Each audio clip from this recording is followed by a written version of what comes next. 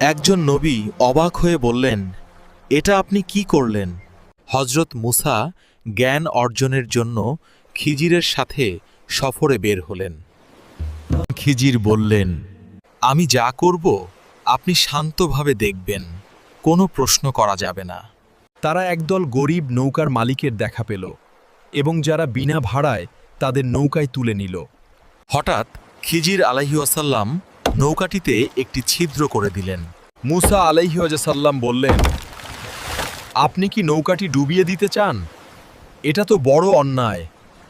খিজির আলাইহিসসালাম বললেন, আমি তো বলেছিলাম তুমি ধৈর্য ধরতে পারবে না। এবং পরে খিজির আলাইহিওয়াসাল্লাম ব্যাখ্যা করলেন, একজন জালিম রাজা ছিল যে ভালো নৌকা জোর করে নিয়ে নিত। তাই আমি নৌকাটিকে সামান্য ক্ষতিগ্রস্ত করলাম, যাতে এটি রক্ষা পায়। অনেক সময় আমরা যা বুঝি না তাতেও আল্লাহর হিকমত লুকিয়ে থাকে। বন্ধুরা, ভিডিওটি ভালো লাগলে লাইক, কমেন্ট এবং সাবস্ক্রাইব করবেন। আর পরের অংশ দেখতে চাইলে পার্ট 3 লিখে কমেন্টে জানাবেন। ধন্যবাদ।